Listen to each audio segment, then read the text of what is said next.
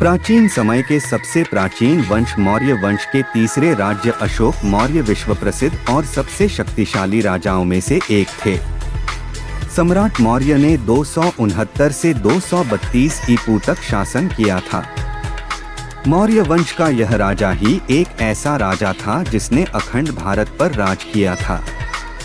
भारत में मौर्य वंश की नींव रखने वाले इस राजा ने भारत के उत्तर में हिंदुकुश से लेकर गोदावरी नदी तक राज्य का विस्तार किया था। इसके साथ ही उनका राज्य बांग्लादेश से लेकर पश्चिम में अफगानिस्तान और ईरान तक राज्य विस्तार था। सम्राट अशोक एक महान राजा होने के साथ धार्मिक सहिष्णु भी थे। वे बौद्ध धर्म के अनुयायी थे। चक्रवर्ती सम्राट अशोक का 304 ईपू वर्तमान बिहार के पाटलिपुत्र में हुआ था। सम्राट बिंदुसार के पुत्र और मौर्य वंश के तीसरे राजा के रूप में जाने गए थे। चंद्रगुप्त मौर्य की तरह ही उनका पोता भी काफी शक्तिशाली था। पाटलिपुत्र नामक स्थान पर जन्म लेने के बाद उन्होंने अपने राज्य को पूरे अखंड भारतवर्ष में फैलाया और पूरे भारत पर एक छठ राज किया। सम्राट अशोक चंद्रगुप्त मौर्य का वंशज था। सम्राट अशोक का एक पुत्र था बिंदुसार और सम्राट उसी बिंदुसार का बेटा था, जो कि मौर्य वंश का तीसरा राजा और एक महान शासक था।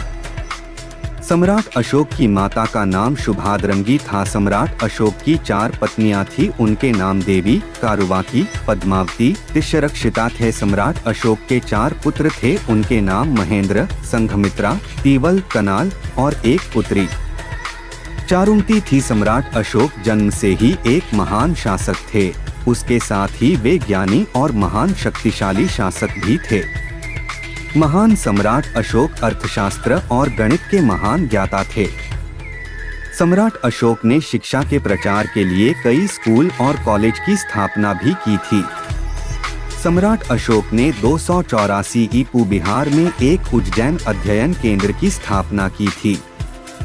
इतना ही नहीं, इन सब के अलावा भी उन्होंने कई शिक्षण संस्थानों की स्थापना की थी।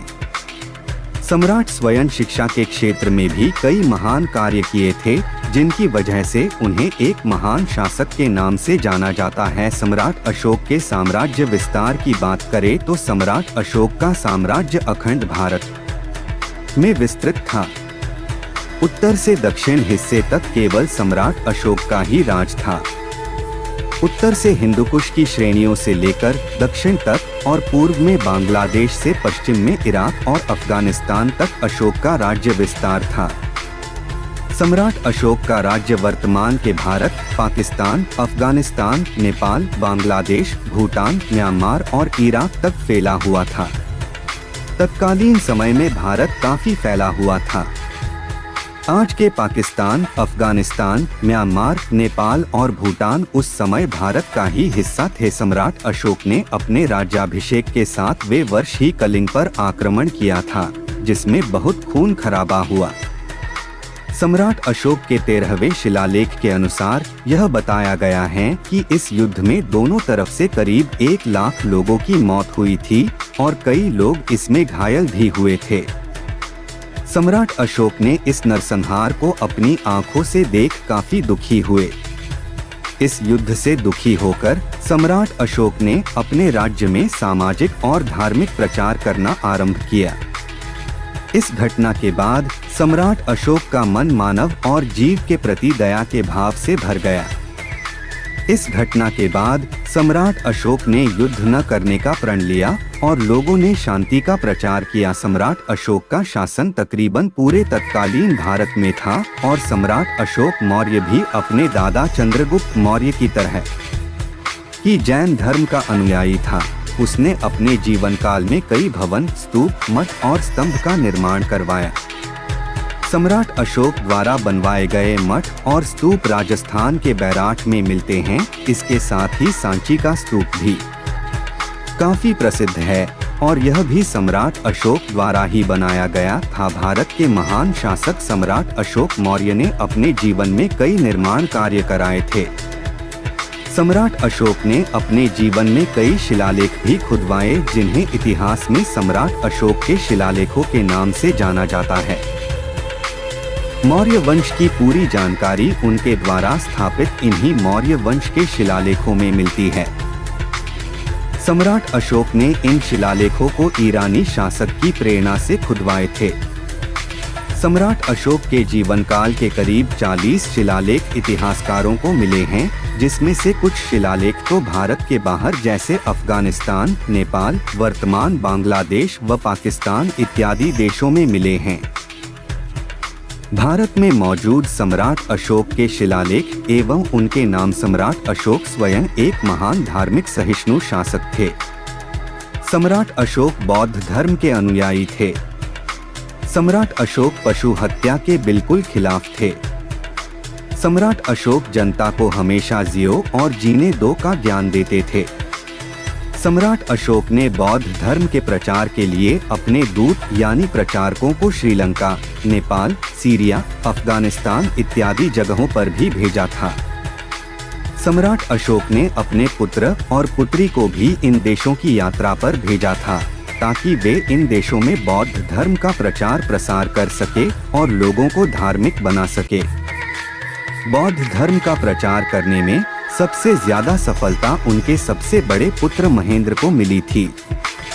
उसने श्रीलंका राज्य के राजा तिस को बौद्ध धर्म अपनाने के लिए विवश कर दिया था। एक बाद राजा तिस ने बौद्ध धर्म को राजधर्म में परिवर्तित कर लिया। अशोक से प्रेरित होकर तिस ने स्वयं को देवनामप्रिय की उपाधि। ऐसा माना जाता है कि सम्राट अशोक के जीवन का अंतिम समय पाटलिपुत्र, पटना में ही बीता था। 40 वर्षों के शासन के बाद उनकी मृत्यु हो गई। सम्राट अशोक ने अपने जीवन काल में कई महान कार्य किए और उन्हीं महान कार्यों के लिए उन्हें जाना जाता है। हिंदी सम्राट अशोक के जीवन से आज हर कोई परिचित है।